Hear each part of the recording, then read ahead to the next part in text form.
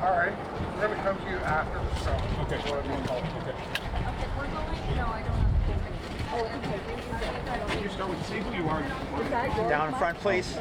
So my name is Haran Vijayanathan. I'm the Executive Director at the Alliance for South Asian AIDS Prevention. So your name? Reaction today to the verdict.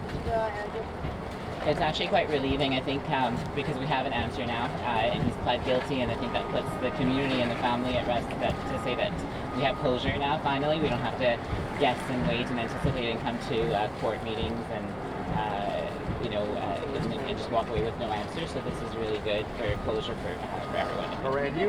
That you touched with all the families of throughout this time. Can you describe what it's been like for them all this time and today? Some of them who are in prison? For sure. I've been in touch with most of the families, especially the Sri Lanka Tamil and with Surisha's family, as well as Salim Essen's family.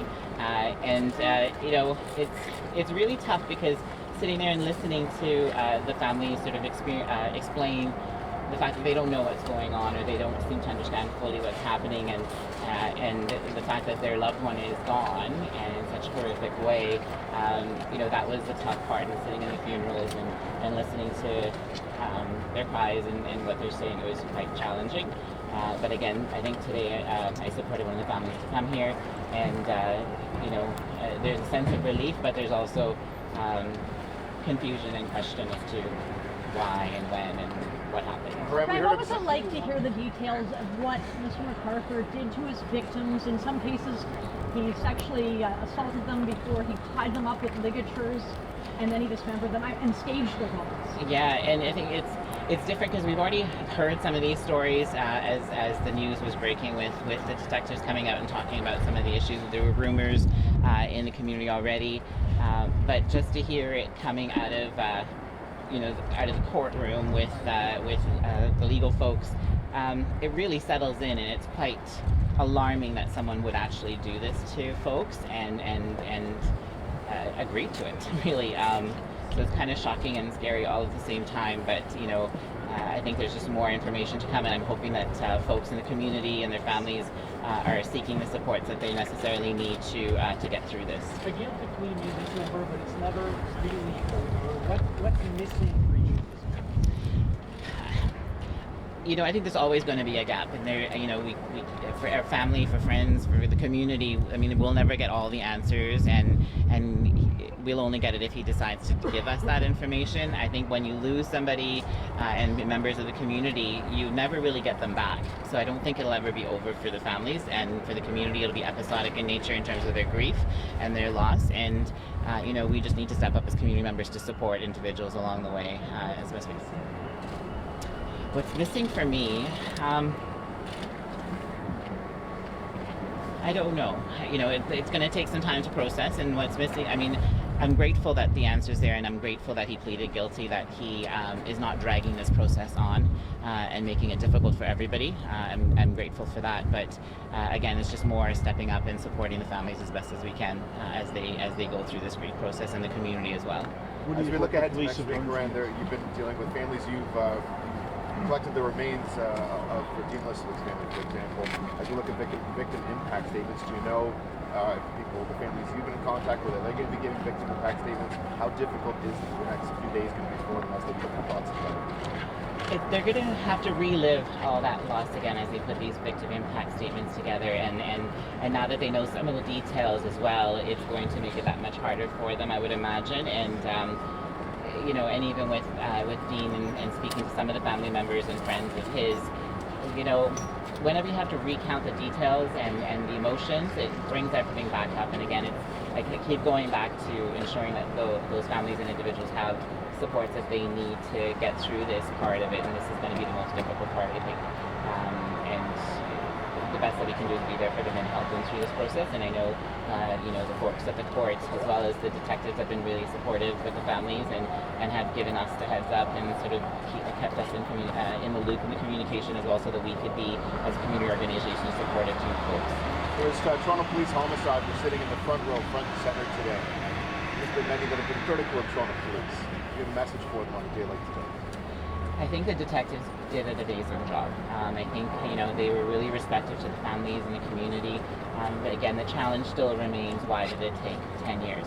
I think the challenge still remains for me around how do frontline officers get the supports that they need to do their jobs better so that we find people sooner than later, and that it didn't have to get to this level. So, I mean, again, the independent missing persons review will answer a lot of those questions, but I'm really grateful to the detectives, and it's going to be an ongoing partnership and community building between the police and the community and these families, I'm sure. Iran, we've been in court, you and I, together dozens of times in the last year, and there's always been anticipation, but today was different. Just talk about what was it like today, knowing after the police put out this release that there was going to be a significant development. Explain for you what that was like, sitting there, the anticipation, waiting to hear him say guilty.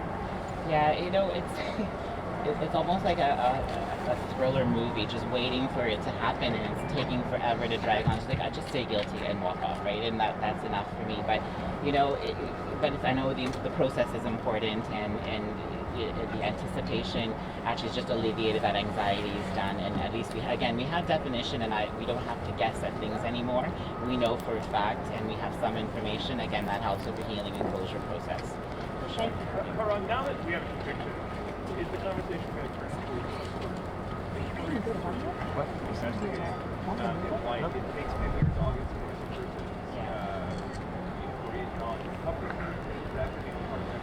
Yeah, so the independent review of missing persons is happening. So that's something that, you know, ASAP was a part of when the working group controlling the terms of reference and working with a number of community organizations and individuals. I think, you know, there were talks of public inquiries before. We, as an agency, are not opposed to supporting that, but again, that would be up to the families and the community to sort of call for it if they want to. I think, but I think the independent review is happening now and looking at missing persons, including the 8 men, but the missing persons component of it, not necessarily the other parts of it, but definitely the missing persons. So, I mean, we're not opposed to it, but it's up to the community and the families. Thank you. Miranda Jonathan, Executive Director of the Alliance for Salvation Needs Prevention. Haran, Haran. V as in Victor, IJAYANATHAN. The Executive Director at the Alliance for South Asian AIDS Prevention. Thanks, everyone.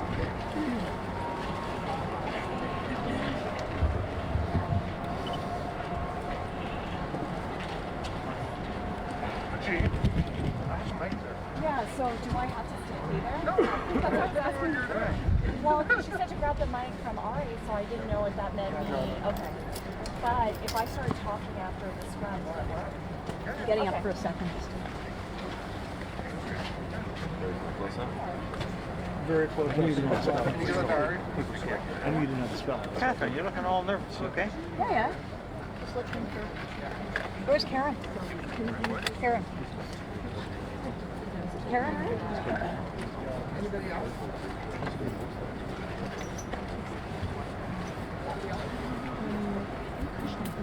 I lost my hat. It's in the courtroom. Hello, Megan. Right there. Megan. Yeah, He went upstairs. Okay.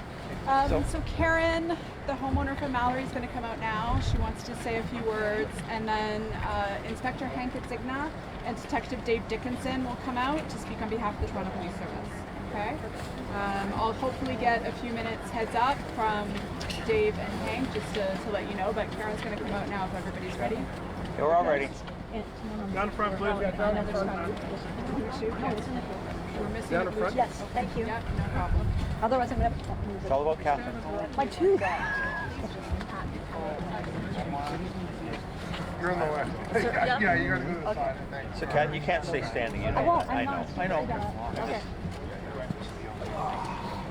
Everybody clear? Here we go, guys. Down in front, please. Down in front, everybody. Hello.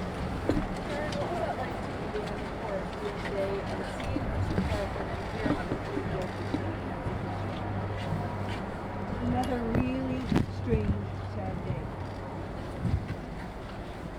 I don't know if I believe in the word closure. I think possibly easing is all you get. for me, closure won't happen. The way I'm trying to look at it, the man I knew actually didn't exist. So that's the best I can go with. This is someone else entirely. Who do you see up there? I know you knew it from before. Tell us the difference.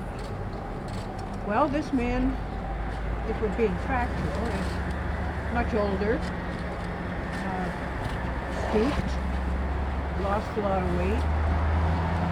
I knew a man who was always energetic, enthusiastic, always eager to get on to the next thing. And this is just a shuffling, broken man, as he should be.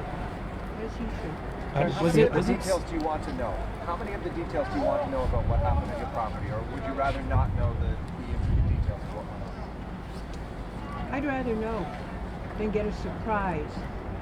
And things keep coming back from unexpected sources, so I'd rather just know. Karen, what was going through your mind as you heard the brief statement of facts? They were here, I was staging some remains, and in a way that you killed some. No surprises there. I knew most of it. I didn't know about the staging. I did ask after, and staging was what I thought, and apparently it is. What is staging? Oh, well, I can't. You can say that. My guess is that you have a certain interest in having your victims appear a certain way. So you make that happen for your own benefit. And did he take photographs of that? And, oh, I don't know if he took photographs. I imagine he did. I believe that's what they said, otherwise they wouldn't know.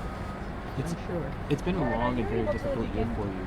Yes. When you heard him plead there at the end, was it surreal to kind of see this all come to this kind of conclusion here? Surreal is so overworked. I think we need some new words. But yes, it was not normal.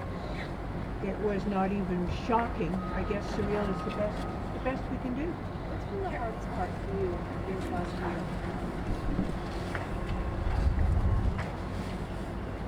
Just thinking about the last moments of those men.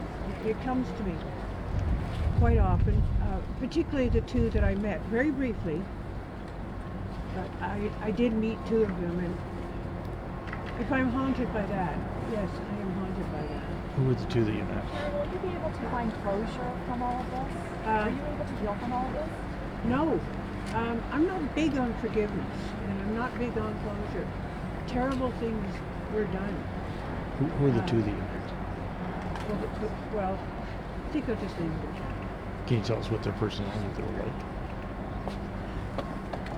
Very pleasant, very nice man. The second man very lost, obviously not adapting to Canada very quickly. Difficulty finding his way. The other man seemed really at ease with his new life and pleasant, humor. I'm not going to use the names. He asked what they were like. Those are the two that I met. And how did you meet them? Bruce McArthur brought them to my property. I never knew if he was bringing friends to see what he did for a living or because they were visiting, and that was true for some. And others did work for him, and that's why they were there. Does that magnify the horror? Does that magnify the horror for you that you actually met some of these people? I'm sorry, one at a time. I'm How new does at the this. house feel now when you go home? Fine. I get surprises. I'm still finding, things not where they should be because of the search, but I mean that's to be expected. It feels fine. Does that magnify the horror for you that you met these people? Sorry, I think you were next. I was just wondering, did he show enough remorse for you today? Did you get a sense that he feels some remorse? I just saw a blank face. Obviously, he would like to keep himself to himself in the courtroom, but what does remorse look like? I only saw a blank face. Karen, a couple of months ago, Bruce McArthur's family came to your home and they collected the rest of his things from your home. Yes. In your discussions with them, what did they say? What was their reaction to everything that was taking place? We didn't have discussions. We had pleasant conversation.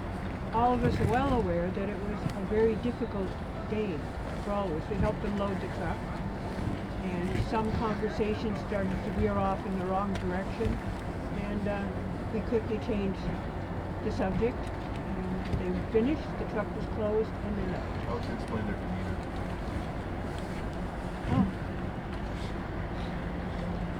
sad, upset, a sense of wondering, and it was extremely difficult. Just there again, it's a ridiculously simple word. Difficult isn't enough.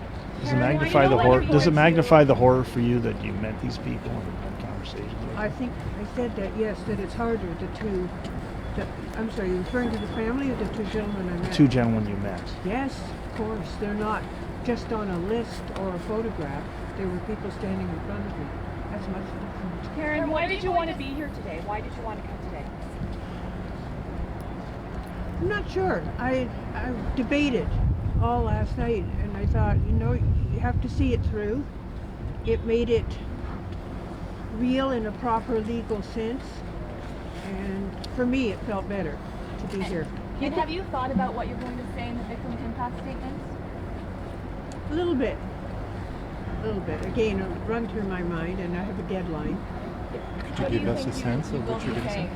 What am I going to say? Well, I'm trying not to be trivial, I'll tell you that much, because I feel as if I'm a victim, I'm way at the bottom of the list. But it's supposed to be my impact, so I will talk about the things that bothered me, even if they were small. It was my life, it was my partner's life, so if it bothered us, then to us it was important. Is it hard, Karen, for you to reconcile the fact that this man who was gardening, storing his tools at your house in your garage, during that time, police now say, and he's been charged and pled guilty to killing and dismembering these men. When you think back, does that haunt you that you didn't really know him the way you thought you did? I think there's a lot of people we don't really know. Obviously not quite the split. I mean, how many of us have had the shock of the bon vivant husband in the neighborhood who behind closed doors is abusing his family? That is hardly unusual in Canada. And yet we never saw the difference. What was he like? Can you just tell us what kind of man he was? We call it Bruce A and Bruce B. Bruce A was a man who seemed to have made decisions about his life and was very happy with them. He enjoyed his job, he enjoyed his clients, never got bored with the plants. He was very talented at it. He was very fond of his children. He was a great grandfather. I remember having an argument with him. I had just bought a decorated cake in Thorncliffe for $60, and he had paid $250 to get one for his granddaughter, who's far too small to even look at the cake. But, for his grandchildren, everything. He was the best friend, neighbor, relative that anyone could want. That was Bruce A. Bruce B, who was that? I don't know. You didn't know it existed then? No, never saw temper. He was rarely sarcastic. No, just a happy guy, working hard, moving fast. You would never ever think, and I believe all his other clients said the same thing. How would you describe Bruce B today, now that he's pled guilty? Well, I'm told he's not mentally ill, but to me he's evil. And there was a book a long time ago about Colin Thatcher, who was convicted of killing his wife, and the author said he's not mentally abnormal in any sense that we have, but he was evil. And that always stayed with me, and it came back to me when all of this started. Did you say anything to him, if you could? No. He obviously doesn't care. Why would anyone bother? Do you feel violated they used your property in the way you did? Oh, of course we feel violated. It's our home. Talk about an abuse of friendship. Yes, of course we feel violated. It'll take a long time before that backyard is back together. But the wonderful people from the Metropolitan Community Church did come. They volunteered, they came, and they replanted the backyard. So we're on our way to being better. I think that's it. Thank you. Thank you, Karen. Thank you for your listening, Karen. What's your last name, With an Karen? S. F-R-A-S-E-R. Noah. Thanks so much, Karen. Thank you. Thanks, Karen. Okay, sorry for cutting the That's wall. okay. Stay in the house with the closet. Yes, of course. Why was that? Some people might say, you know, They might. You get sworn in. They've given it a lot of thought. You get sworn in.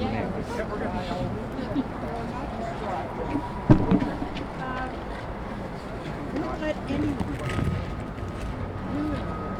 We're happy for them. It's a beautiful property. Great view, great neighbors. No, I am not afraid of what was buried in the backyard. That was not the issue. Actually, someone was really scared. We told her. Catherine down. sorry guys. I know, so make sure they sit in the middle of them. Yeah. Thanksgiving weekend is a big It's a clip. You have to unclip it. It's like a clothes peg. Do you want me to No, move no, it? leave it there, but make sure they stand where they No, stand. but do you want me to move it forward? You're good? I'm not going to stand up. I'm not going to stand there. That's what he was asking. Oh, okay, nice.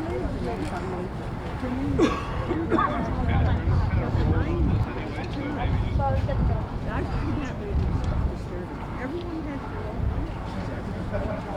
It's kind of out of range.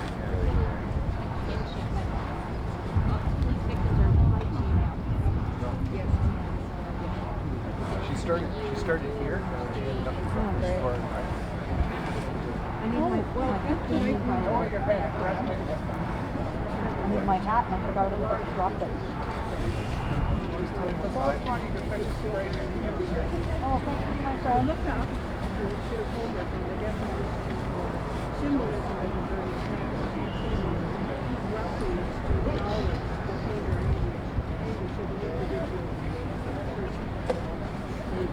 Who's the victims?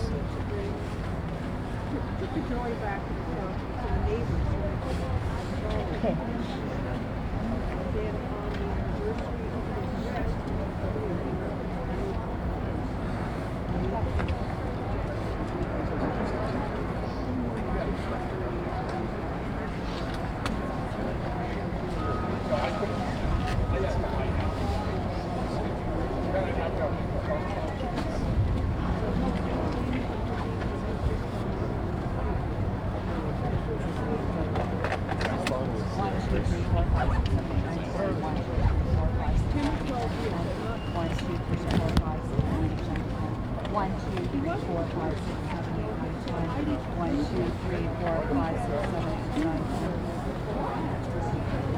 Jason, I don't know his phone number.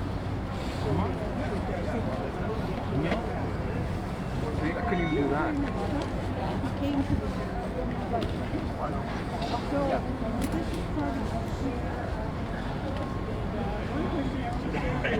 Hey, he's coming right now.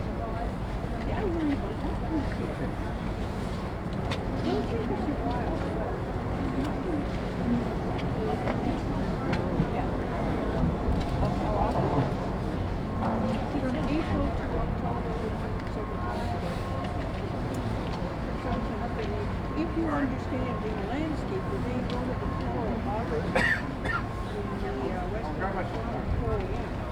I'll give it back.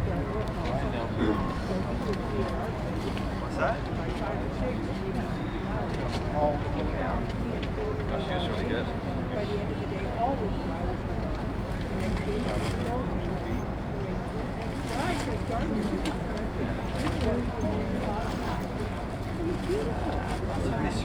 Bundy, these serial killers are usually charming guys. So you don't think, oh, Bernard? Sure. Fucking stuff.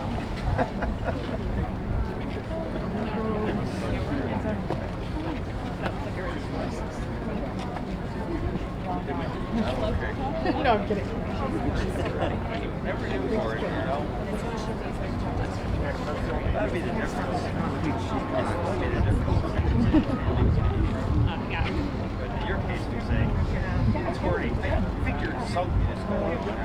I figured something was going on.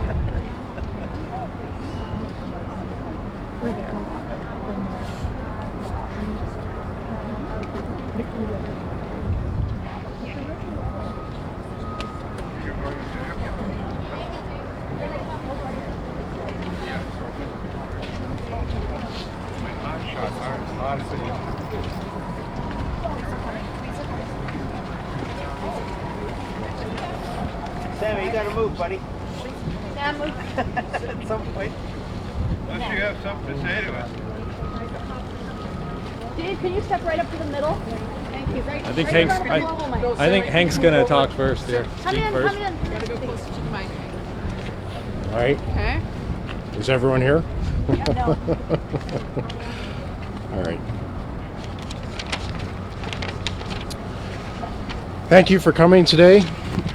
The events which transpired in court today are the culmination of a tremendous amount of work on the part of the investigative team from the Toronto Police Service. Many members of Project Prism and Project Houston are here today, and I thank them for their perseverance. There has also been some incredible work completed in the past year by the team of Crown attorneys assigned to the case, and we are very grateful. I would also like to thank all members of the service who played a role, no matter how big or small, to help us to get to this point in the process. We would not be here today if not for the work of Detective David Dickinson of the Homicide Squad. His work during Project Prism and his work preparing the case for court has been outstanding. I am flattered to be able to introduce him to you, and he will be the one to provide any further comments. Good morning, everybody. Thank you for attending. Step that way just a bit. Sammy. I just want to recap today by saying at approximately 10 a.m. this morning, Bruce McArthur attended the Superior Court of Justice here in Toronto, at which time he pled guilty to 8 counts of first-degree murder. That was for the murders of Skandaraj Navaratnam, Abdul Bazir Faizi, Majid Kayan, Sarush Mahmoodi, Krishna Kedanaratnam, Dean Lisowick, Salim Essen, and Andrew Kinsman. I would like to take this opportunity to recognize and acknowledge the family and friends of the victims in this case. It has been a long and traumatic process, and many made the difficult decision to attend in person today. Our thoughts are with the victims, their loved ones, and the community as a whole. We would not be here if not for the assistance provided during this investigation by all of them. We, myself, and the investigative team are pleased that Mr. McArthur has pled guilty today, sparing the community and those who knew the victims a lengthy trial. I believe that this is the best possible outcome for the families and the community. This process is not over. As His Honor stated, we will be back next month to move forward with submissions for sentencing. And that will be also the opportunity for victim impact statements to be introduced.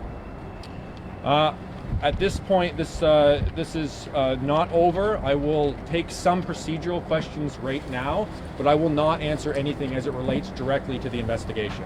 Dave, can you tell us, what does it mean when we hear that McArthur staged his victims? Again, Catherine, that's an investigative type question. I'm sure we will hear more about that next week in court, but I'm not going to talk about that now. Dave, can you just talk about all you've been through the past year, what you've seen, the people you've talked to, what you've lived? What does it feel like to be in that courtroom this morning and hear him say the word guilty 8 times? Mixed feelings.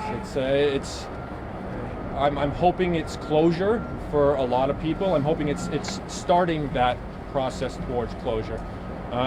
We unfortunately can never bring these men back, but I'm hoping we can start bringing some closure to the families and the communities. What does it mean to your fellow officers, fellow detectives, to be at this point after what has been a very difficult year? This isn't about us. I am very proud of my investigative team. I'm very proud of the officers that I worked along with. I will say that if it wasn't for them, I don't think we would be here today. But again, this isn't about us. This is about the murdered 8 men. Do you know why he would have pled guilty? Do you have any indication why he agreed to plead guilty? I'll comment on that at a later time. I'm not going to do that right now. Detective, obviously you were looking at other cases, cold cases, potentially other missing persons reports that could have been attributed to Mr. McArthur. Is that work ongoing, or is that closed now with this case? Absolutely not. That will continue. Like I've said before to many of you, I'm not sure if there is a day that'll go by that I won't make a note in my book. This investigation will continue, and we will continue to look at any other possible connections that anyone may have had to Bruce McArthur. Considering the sheer number of cold cases you're looking at, does this investigation ever? I don't know. I don't know. Maybe one day down the road, but it's not ending anytime soon. Dave, did you ever see today happening? Take it back to a year ago when the arrest was made. At that point, you had him charged with 2 counts. Here we are a year later. How has this year been for you? And are you just describe what it's been like going through this? It's been busy. It's like I said, I'm trying to comprehend it now. It's a lot of emotions. Obviously, sadness. There's some closure for me too as well today. It's been tough on my family. It's been tough on the entire team's family. But again, we do this for we did this for the family. We did this for the communities. People wanted answers. I'm hoping that we brought some of those answers to them. This one goes in the win column for you. Why does it feel like such a win? Well, I'm not saying it's a win. It's Bruce McArthur has pled guilty, and that's closure. I'm not considering it a win. It's it's the right outcome. It's the outcome. It's the right outcome. Have other jurisdictions? Wendy, I'm not. I don't know. I don't know if we'll ever know why, and I'm not going to comment further on that. Have other jurisdictions reached out to you and tried to link? Yes, we've been in contact for years with multi-jurisdictional, and we continue to liaise with them. Detective, you mentioned that you think this is the best outcome. Is that just because people will be spared having to go through the daily details of a trial to get all that stuff out there? Is it just best to avoid all that for people? Yes. There's multiple reasons. One, we're concluding this now or in the next couple of weeks as opposed to years. What happened today was a sure thing, 8 pleas of first-degree murder for the 8 murdered men. It wasn't, possible seconds, it wasn't manslaughters, it was 8 firsts. It was sparing the community and sparing more so the family members of, potentially seeing graphic evidence tendered to court. Okay. Are you seeking consecutive or concurrent? I'm not commenting on what the Crown's seeking. I don't know. Detective, were there any concessions given to McArthur in exchange for a guilty plea? Nothing I'm going to comment on. That's not my area. Speaking only to the agreed statement of facts that was read in court today, is that information all from your investigators, or did any of that come from Mr. McArthur himself? Again, nothing. I'm not going to comment on that right now. And you worked really closely with the families involved in this. Yes, we did. Not just myself, the whole investigative team, the whole Crown Attorney's office. We've established a relationship with some of these families for up to 7 years. Members of my investigative team have been communicating with these family members, friends for 7 years. So we have a good rapport with them. We've been helping them through the process. I don't really know how to answer specifically, but we've been going through the process, sitting at their dining room table, sitting at their kitchen table, sharing hard information. It's tough notifying them that, confirmations that, we do have their loved ones' remains, but we got through it, and we're going to continue to support them, in the years to come. Dave, we've heard that 3 days are being set aside next week to read up a lengthy agreed statement of facts and go through victim impact statements. How many victim impact statements do you think we could hear from either live or read up? I don't know the numbers. Dozens? Or? I suspect it'll be at least a couple dozen. Detective, now that you it's back, can you give us some lessons or that's been almost a decade? Now is not the time for that. There will be a time down the road that I will answer investigative type questions and reflect, but today, right now, is not the time. Do you think there should be a public inquiry? There's an inquest going on, and I think, if there were mistakes made or lessons learned, absolutely, we should learn from that. What lesson should we learn when the community says there's a serial killer on the prowl? Should we continue to dismiss that? Should we look into it a little more than we usually do? But after 10 years, what's your lesson on that? Well, I will say again, if there were mistakes made, that we should learn from them and see what those mistakes were made and move forward. Your office is out of it.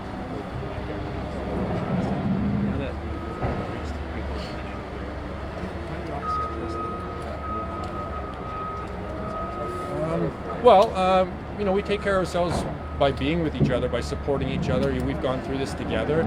We talk, we speak to each other and converse and make sure that we're all taken care of. They're all standing behind me back here. A lot of them are, and like I said, this isn't about us, but no, we did this because we wanted answers too, and I hope we brought some closure. Okay, thank you everybody.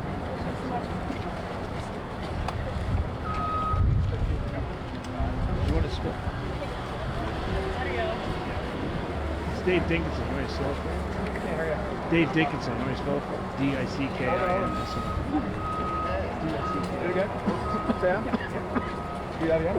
D-I-C-K-I-N-S-O-N. Dave. David.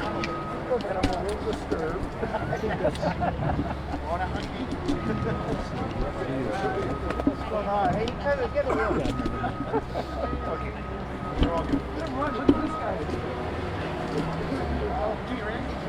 Last time he was under police court, Art Eggleton was the mayor.